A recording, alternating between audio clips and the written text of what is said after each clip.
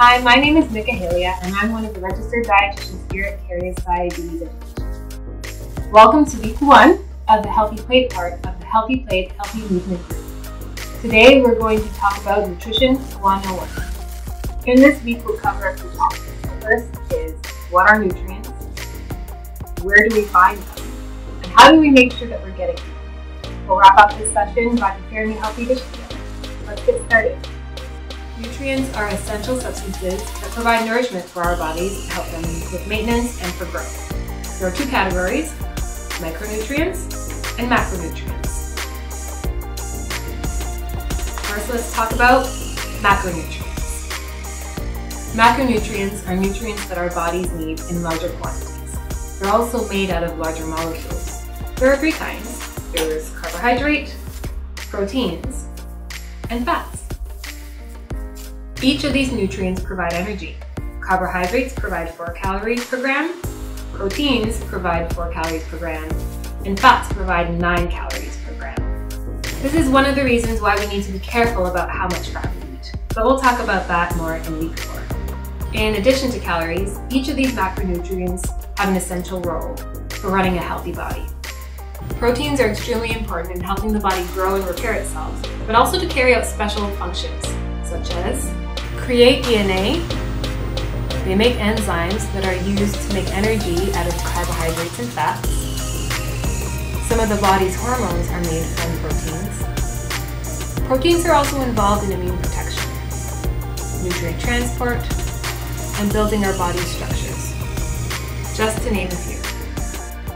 And then there are carbohydrates, which are our body's preferred source of energy. And this energy is not just for things like cooking and walking and running, but also for simple things like breathing, smelling, feeling. Energy is necessary for keeping every one of our cells and organs alive.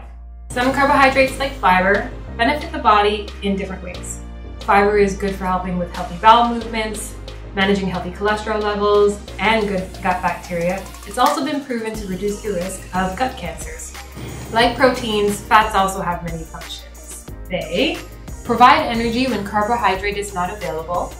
They are part of our hormones and nutrient transporters. They protect and insulate our organs, are involved in brain development and maintenance, support nutrient absorption, and have many other jobs. There are a wide variety of fats. They each have many functions.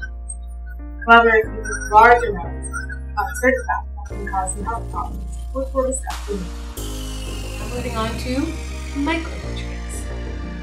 These are nutrients that our bodies need in small amounts.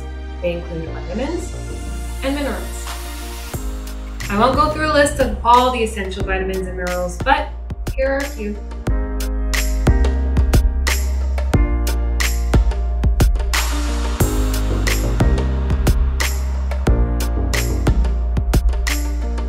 Every single one of them play an important role, and they can be found in a variety of foods, which is why it can be very easy not to get enough when we limit our diets. For example, whole grains are high in B6, B12, niacin, riboflavin, iron. Then there's vegetables, which are high in vitamin A, vitamin C, magnesium, phosphorus, zinc. Many people don't get enough of these foods. To ensure that you're giving your body adequate amounts of both macro and micronutrients, eat a variety of foods from each food group, including vegetables and fruit, milk and milk alternatives, plant-based or animal-based proteins, or starches and whole grains. Unless you have a nutrient deficiency or a condition that depletes your nutrients, you can get all the micro and macronutrients you need from food alone, except for vitamin D, which you can learn more about at the Health Canada website. Now let's cook a meal together that includes a variety of macro and micronutrients. Let's get started. Today we're making stir-fry with an extra boost.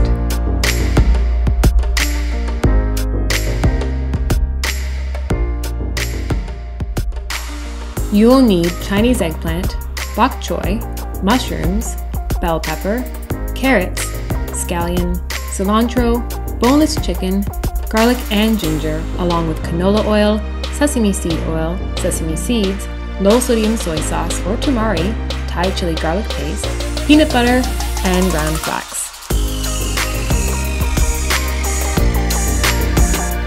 Step 1. Prepare the chicken by marinating the slices, with minced garlic, minced ginger, and the juice from 1 lime.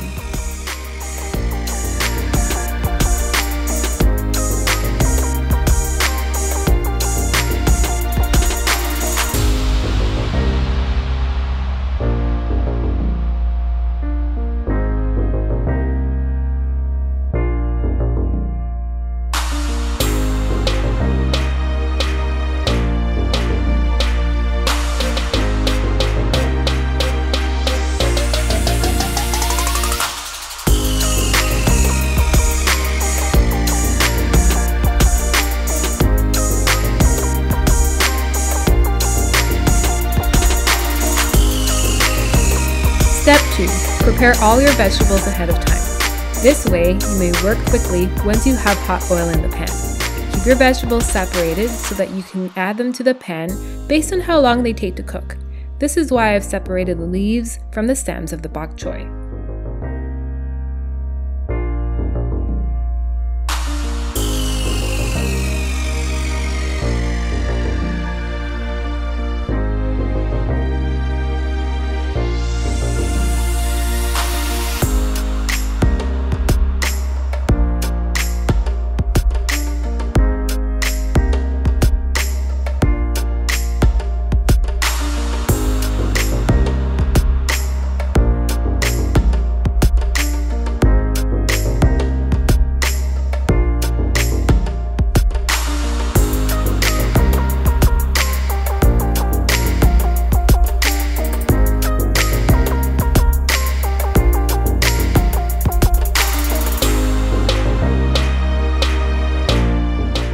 Step 3.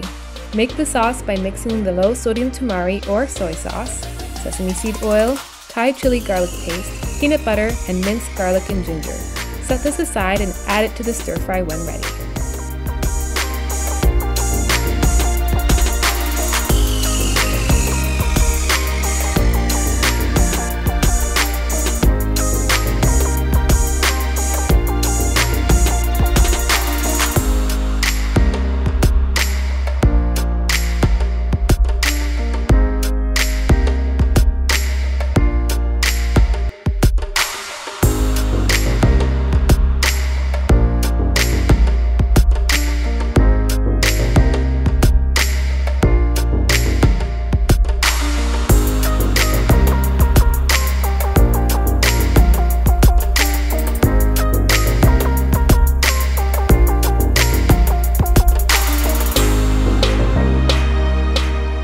Step 4.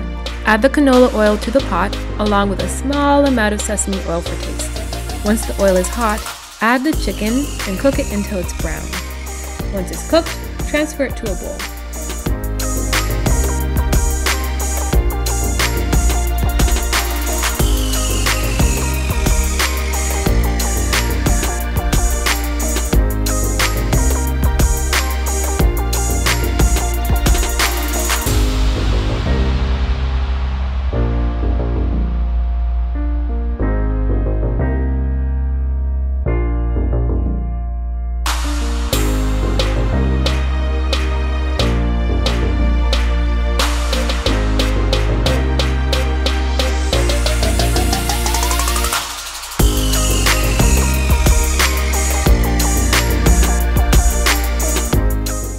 Step 5. Then add a little more canola oil to the pot along with a small amount of sesame oil as well.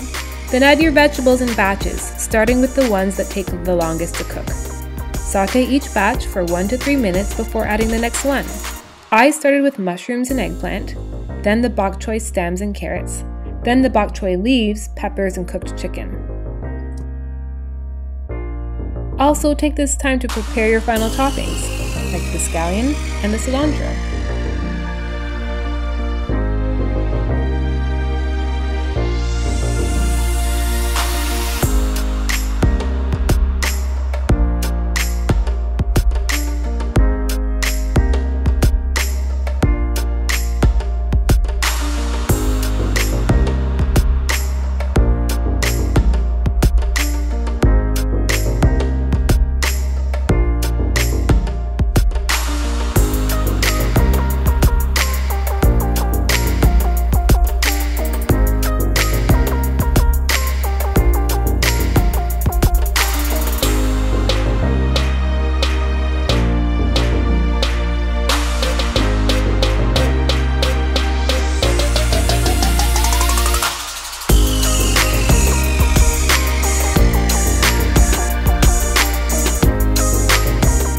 Step 6.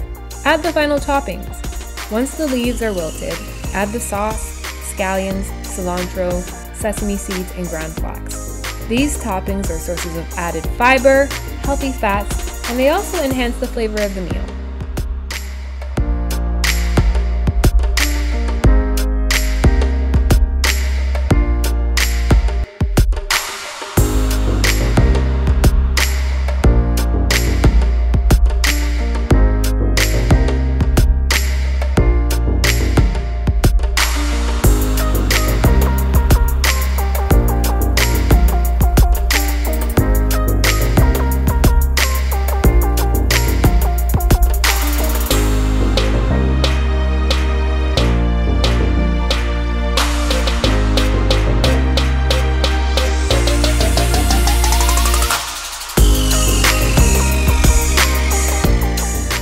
And finally, step 7.